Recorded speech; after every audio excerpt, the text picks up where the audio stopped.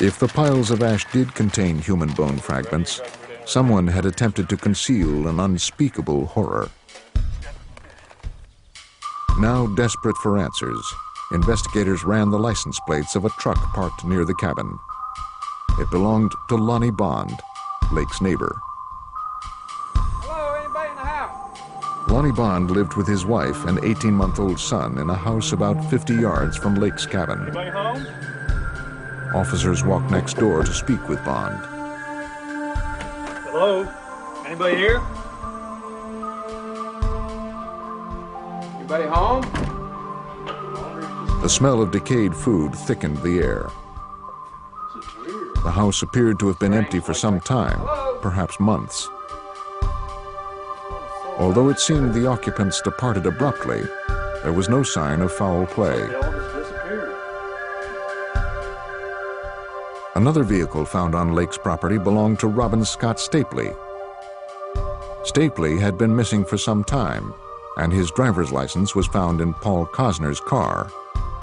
Leonard Lake had used Scott Stapley's driver's license because they were both big fellas, and he had been trying to pass himself off as Scott Stapley. So we're contacting Southern California to see, where is Scott Stapley? And it turns out that he had been living at the cabin next door, and no one has seen them either. Investigators intensified their search. Cadaver dogs, known for their acute sense of smell, were brought in to help. Authorities now suspected that 8 missing people from Northern California were linked to the cabin. If they had been murdered, as police feared, perhaps their bodies were buried on the property. Hey, Rick, come here.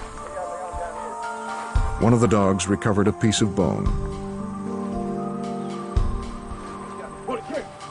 The deputies working the scene knew immediately that this was not an animal bone.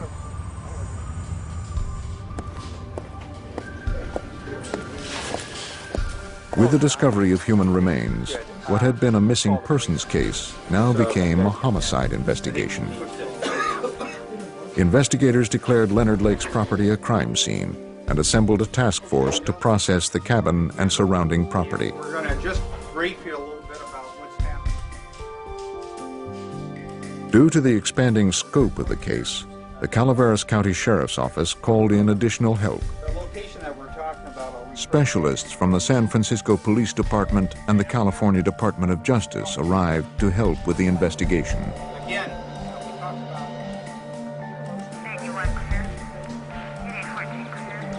3 days after Leonard Lake's suicide, a convoy of law enforcement vehicles descended on the property. Now that this was a murder investigation, police knew that all material recovered from the site could become vital to the eventual prosecution of the case. Each section of the property was assigned to a specific team.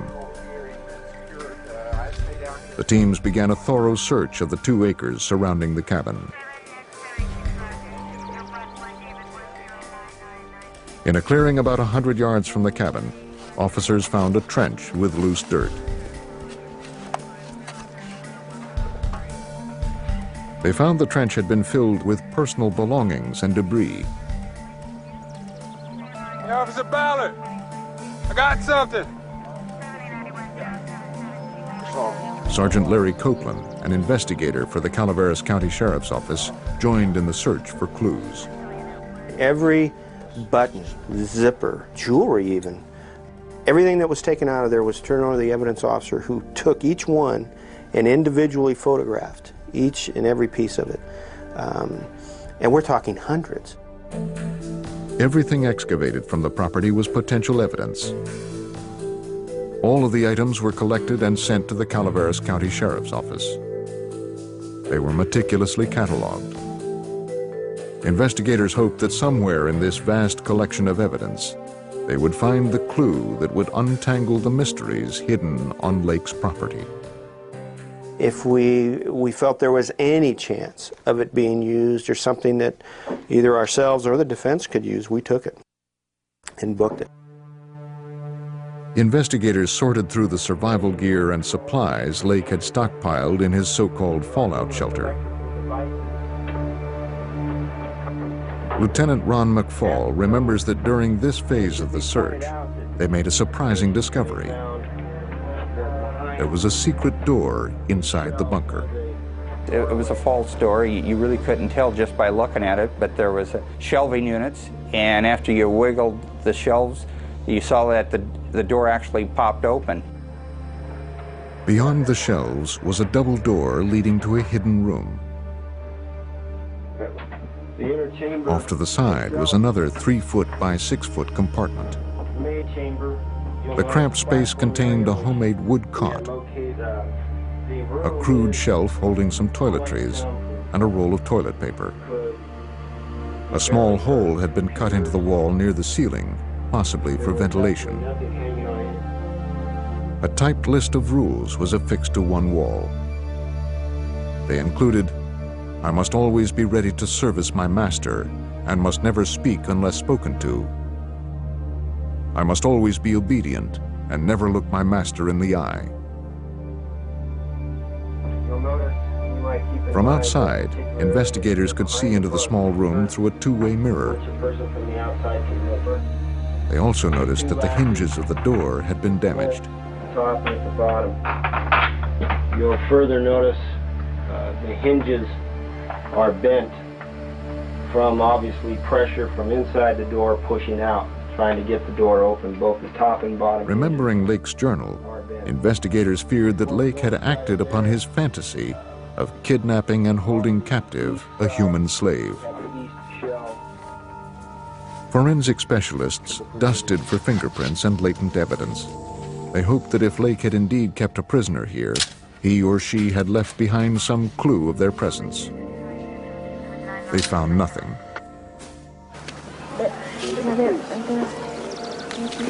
As the search of the property outside the bunker continued, an investigator noticed some loose soil next to the driveway. There, they found a 5-gallon plastic paint container.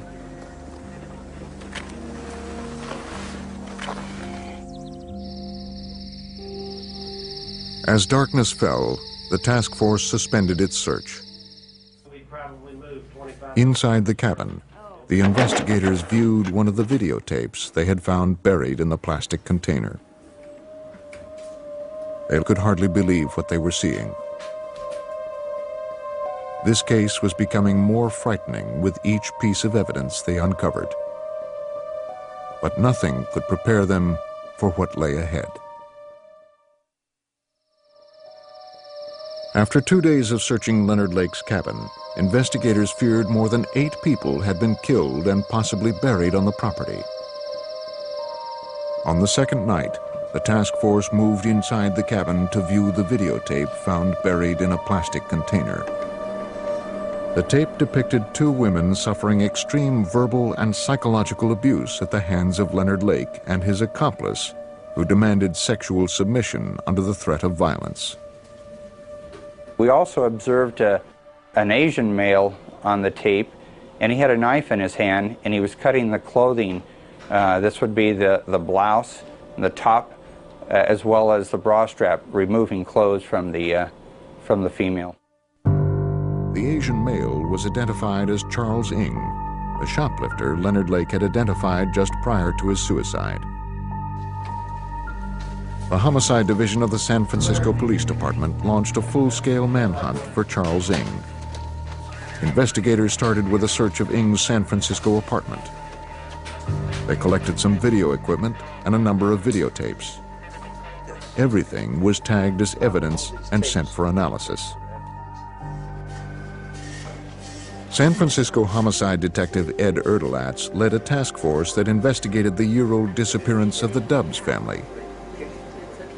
The equipment Lake and Ng had used to videotape their captives had once belonged to Harvey Dubs. Investigators had obtained his California driver's license photo and had made up a photo collage, shown it to neighbors, and identified him as one of the people coming out of the Dubs home. One of the Dubs neighbors told investigators that the night before the family was reported missing, she saw two men leaving their residence. One of the men was carrying a large